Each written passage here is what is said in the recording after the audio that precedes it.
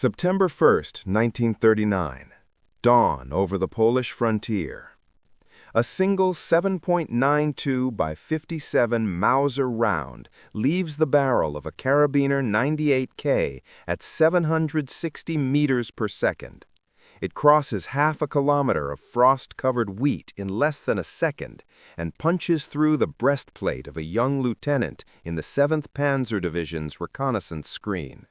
He is the first German officer to die in the Second World War. The bullet that killed him was loaded in 1937, before most of the men who will fire the next 6 billion rounds have even been drafted. That cartridge, the 7.92 by 57 mm IS Patron, was already 29 years old when the war began. Conceived in 1905 for the Gewehr 98, it had survived the Kaiser, the Reichswehr, and every attempt to replace it. The Wehrmacht went to war with 2.7 million Kar 98K rifles and the absolute certainty that this one round could do everything: crack bunkers on the Maginot Line, drop a charging Russian across a frozen lake, or kill a man cleanly at 800 meters on a windless morning. In 1939, it was still the finest full-power rifle cartridge on Earth. Across the Channel, the British Expeditionary Force marched with the 303 Mark VII, same concept, different accent. Rimmed case, 174-grain Spitzer bullet at 760 meters per second. Old men in the War Office called it the Grand Old Lady. Young men at Dunkirk would call it something far less polite when they discovered that 8 rounds in a charger clip and a bolt action were no match for an MG-34 firing the exact same 7.92 from a 250-round belt. But the most haunting sound of 1939 belonged to a cartridge that should have been dead already. France, May 1940. A section of chasseurs portés is ordered to hold a crossroads outside Sedan. Their MAS-36 rifles are chambered for the modern 7.5 by 54 millimeters, but the machine gun carts behind them are still loaded with 8 by 50R Lebel. Black powder legacy, rimmed, heavy, slow. When the Stukas dive, the gunners rip open crates stamped 1918. The Hotchkiss M1914 begins its mechanical cough, throwing out 450 rounds per minute of pure 1914 desperation. Every 5th cartridge is a tracer left over from Verdun. The glow is the same sickly orange that lit the trenches a quarter-century earlier.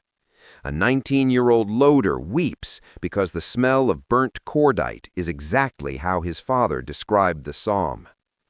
In Moscow, meanwhile, the Red Army is quietly keeping the oldest-serving rifle cartridge in the world alive.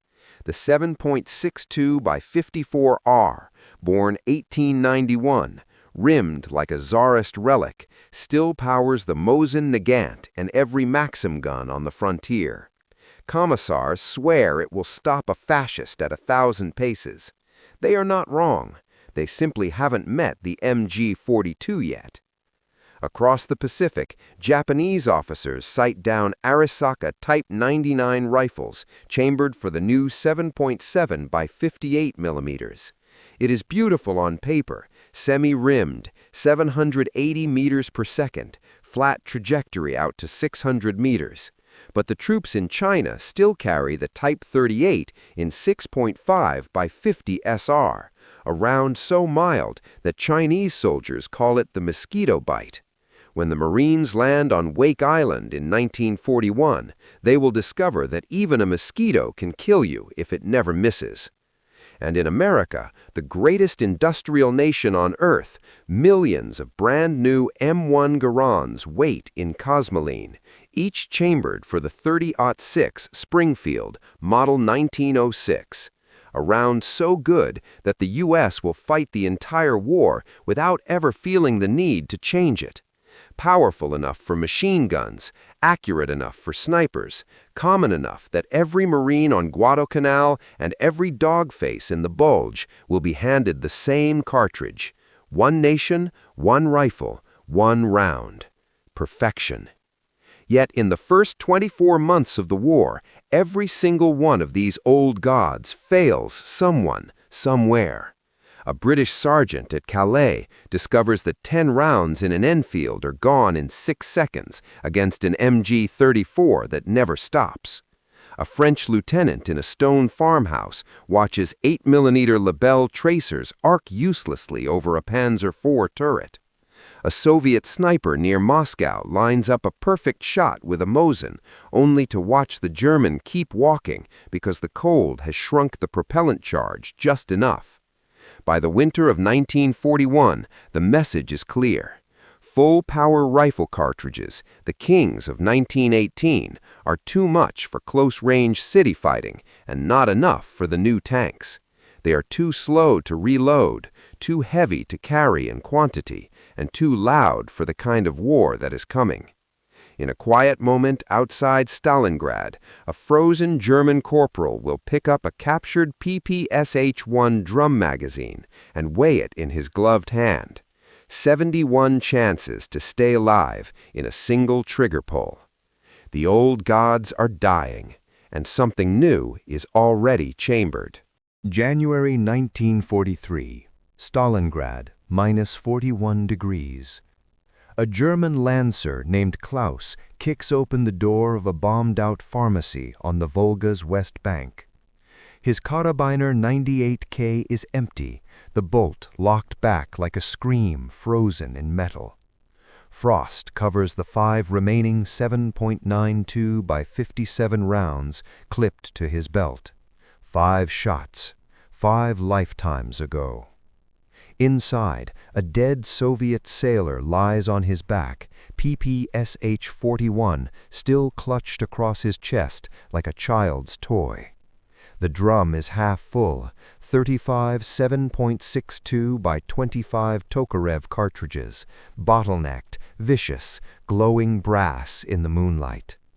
Klaus has never fired one, but he has heard them. Everyone has. They sound like an angry hornet swarm that never runs out of sting. He pries the drum free. The sailor's fingers snap off like icicles. Klaus shoulders the drum, pulls the bolt, and the PPSH roars alive. 71 rounds gone in 7 seconds. The building across the street collapses in dust and screaming. For the first time in his life, Klaus feels the future inside his hands. It is lighter than a Kar 98K. It is warmer. It never stops. That moment, one hungry German soldier stealing Russian ammunition in a ruined city is the exact second the war's soundtrack changes forever. Back in Berlin, a committee of generals is staring at captured Soviet weapons and pretending they are not terrified.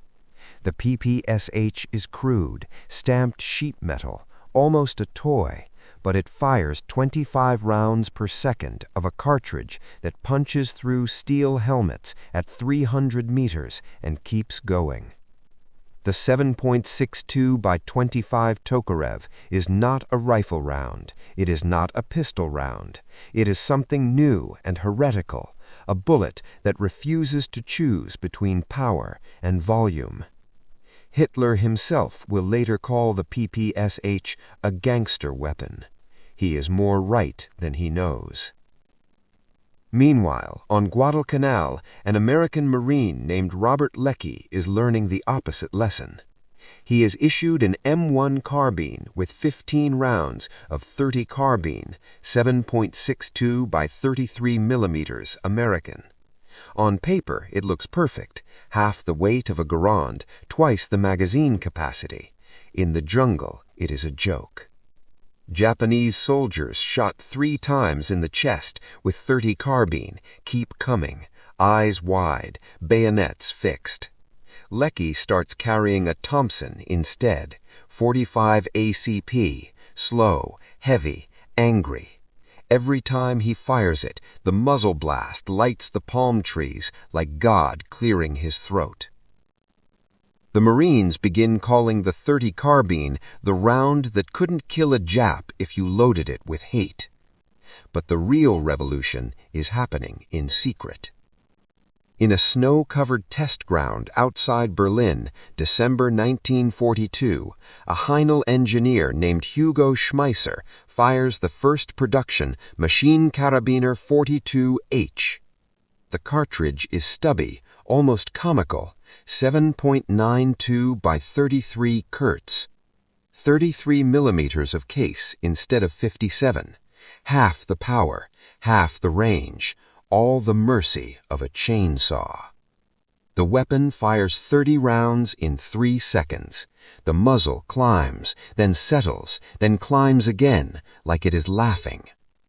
An officer watching through binoculars whispers a single word, endlich, finally. In that burst, the Sturmgeheer is born, and the old gods are executed without ceremony. Across the Atlantic, American ordnance officers read the intelligence reports and feel their stomachs drop. They have nothing like it. The M1 Garand is still the finest battle rifle on Earth, but it is a duelist's in a bar fight. 8 rounds, then the ping of the clip that tells every enemy within a kilometer exactly when to stand up and shoot you. Spring 1944. Kursk Prokhorovka sector. A Soviet tank rider clings to a T-34, clutching a brand-new PPSH-43 with the 35-round stick magazine. Inside the magazine, not 7.62 by 25 anymore. The new cartridge is 7.62 by 39 millimeters M43. Longer case, heavier bullet, lower velocity. It is the answer to every complaint the Germans had about the Tokarev round losing punch past 200 meters. The first SKS rifles chambered for it are already being crated. The AK-47 is still 3 years away, but its soul has just been loaded into wooden boxes stamped 1943. By the summer of 1944, every army on Earth is chasing the same ghost, a cartridge that is light enough to fire full automatic, powerful enough to kill at 300 meters, cheap enough to give every private a bucket of it. The Germans get there first with the Sturmgewehr 44. 12,000 are issued on the Western Front in the last 6 months of the war. One of them ends up in the hands of a 19-year-old GI named Louis Simpson outside Aachen. He fires a single burst and writes home, "It sounds like the devil tearing bedsheets. I think we just lost the argument." The old gods are not just dying now. They are being murdered in jotlots by teenagers who have never worked a bolt action in their lives. Somewhere in the ruins of Stalingrad, Klaus, the lancer who stole the PPSH, dies from a 7.92 by 33 Kurz round that enters beneath his left eye and exits through the top of his helmet. He never feels it. He dies smiling because for one brief, glorious winter he carried the future in his frozen hands. And the future never looked back. June 1944. A sewer under Warsaw smells of shit, cordite, and fear. A 17-year-old Polish girl named Christina crawls on her belly, knees raw, Beretta 38A slung across her back. The magazine holds 40 rounds of 9 by 19 millimeter Parabellum. Italian loaded, underpowered, but still the best thing the home army has. 10 meters ahead, a German sentry coughs. Christina counts his footsteps, counts her heartbeats, then rises like a ghost and empties the entire magazine into the tunnel. The muzzle flash paints the walls white. The sentry folds without a sound. 40 brass cases tinkle across the concrete like wind chimes made of murder. She does not reload. She does not need to.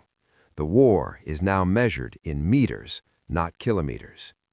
This is the new religion: close quarters, high volume, instant decision. In the Hürtgen forest, a German hauptmann named Richter stalks through pine trunks so thick the sun never reaches the ground. He carries a captured Thompson M1A1 stripped of its stock, light, brutal, American.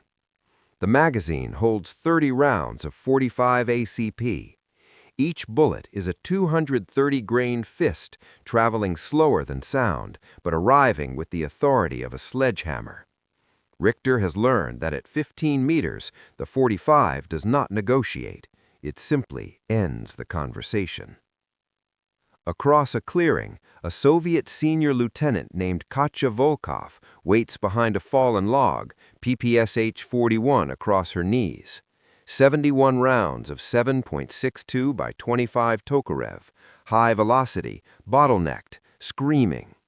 She has shot 3 Germans this morning. All 3 kept running for 5 more steps before they realized they were dead.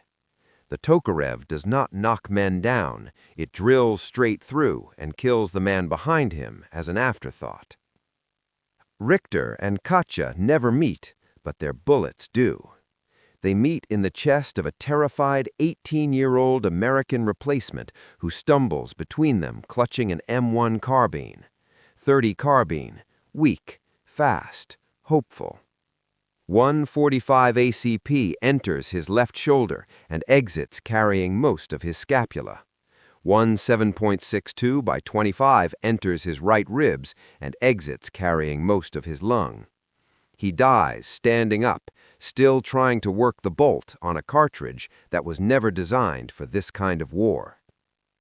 The Americans call it the round that lost the argument. The Germans call it Kindersicher, child safe. The Russians simply laugh and keep spraying. In the Pacific, on Peleliu, a Marine named Eugene Sledge fires his Thompson until the barrel glows cherry red. The 45 ACP turns Japanese bunkers into abattoirs. 1 pillbox takes 28 rounds through the firing slit before the screaming stops. Sledge writes in his helmet diary, "I have become very good at killing men who are 3 feet away and still trying to kill me." Meanwhile, a German officer named Lieutenant Fujita carries the Type 100 submachine gun in 8mm Nambu. The round is pathetic on paper, low velocity, weak powder, anemic bullet. But Fujita has learned to fire it in the face, literally. At 2 meters, even a mosquito can blind you. He kills 6 Marines before a flamethrower answers him. His last thought is that the Nambu never jammed once. Underpowered does not mean harmless. Back in Europe, the king of the new church is crowned in a Normandy hedgerow. An American sergeant named Matt Urban walks into a cornfield carrying a captured MP40. 9 by 19mm Parabellum, German loaded, hot, perfect. The magazine holds 32 rounds. He fires all 32 into a tree line where a German machine gun crew is trying to set up an MG42. 32 rounds in 4 short bursts. The MG42 never fires a shot. Urban picks up the German gun, slings it, and walks away whistling. Later, he will be awarded the Medal of Honor. He will never mention that the gun that saved his platoon was not American. By late 1944, every army is praying to the same God, volume at knife fight range. The British issue the Sten, 9mm, cheap, disposable. A single Sten costs less than a crate of .303. A crate of 9mm costs less than a single Bren gun. Mathematics wins wars. The Finns weld captured PPSH drums onto Suomi KP-31s and call it Christmas. The Italians keep making Beretta 38s because even the Germans want them. And in a cellar in Budapest, a 12-year-old Hungarian boy loads a captured MP40 with one trembling hand while his sister holds the flashlight. They have 28 rounds between them and an entire SS patrol upstairs. When the shooting starts, the sound is no longer war. It is a sewing machine stitching the future shut.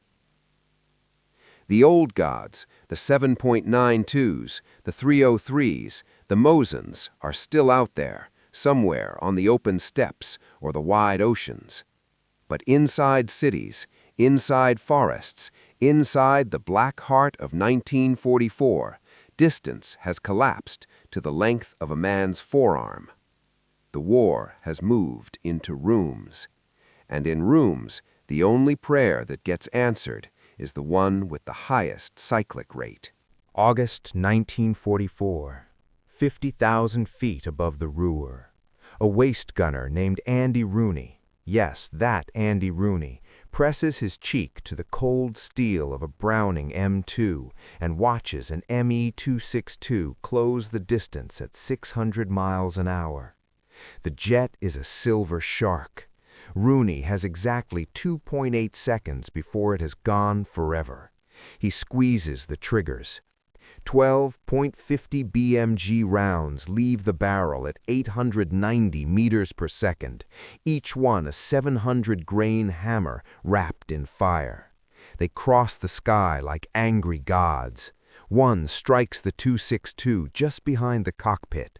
The jet staggers, trailing burning kerosene, and disappears into the cloud deck, trailing a scream that is half engine, half pilot. Rooney never knows if it crashed. He only knows the .50 spoke and the future listened. Down on the ground in a Normandy orchard, a Tiger II named Königstiger 312 rolls forward, confident in its 8 centimeters of sloped front plate.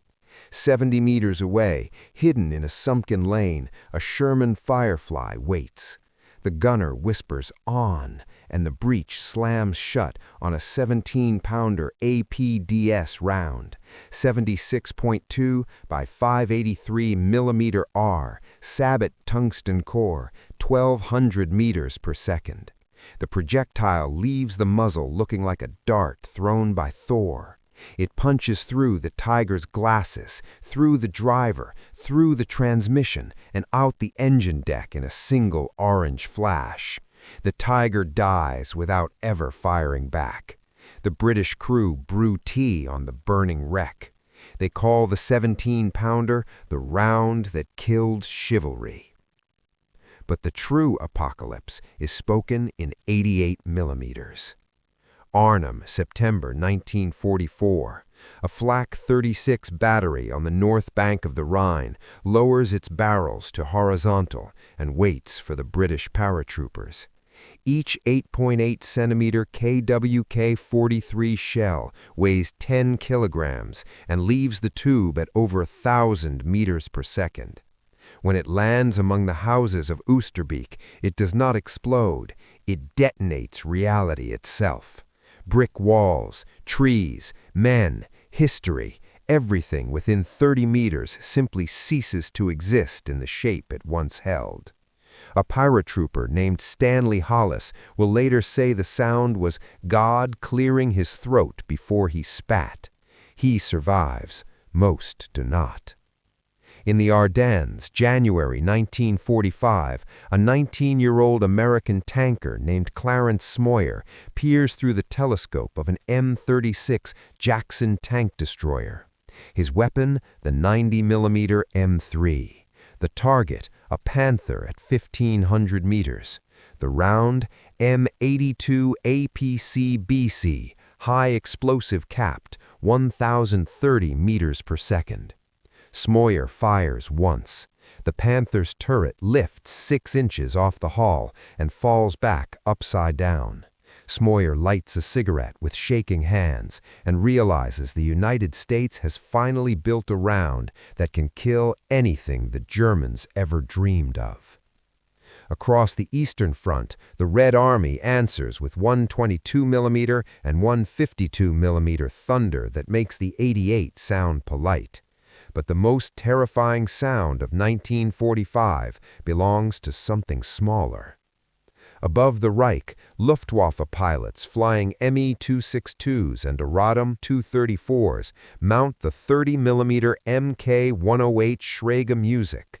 The round is short, fat, low velocity, 540 meters per second, and filled with 85 grams of hexogen. It is designed not to hit, it is designed to arrive. One burst, 3 shells into the wing of a B-17 is enough. The bomber simply folds like wet cardboard and falls out of formation, trailing 4 engines and 50 years of American optimism. American crews call it the German Express to Hell. They are not exaggerating.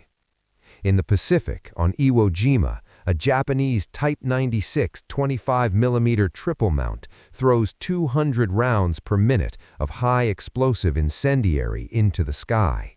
Each shell is small. Together, they turn landing craft into burning sieves. Marines learn to count the flashes and run between them. Some make it. Most become red mist before they reach the sand.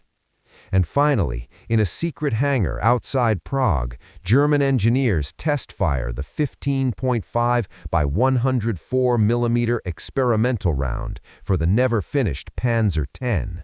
Muzzle velocity, 1,400 meters per second. Penetration, 300 millimeters of armor at 1,000 meters. Only 12 rounds are ever made.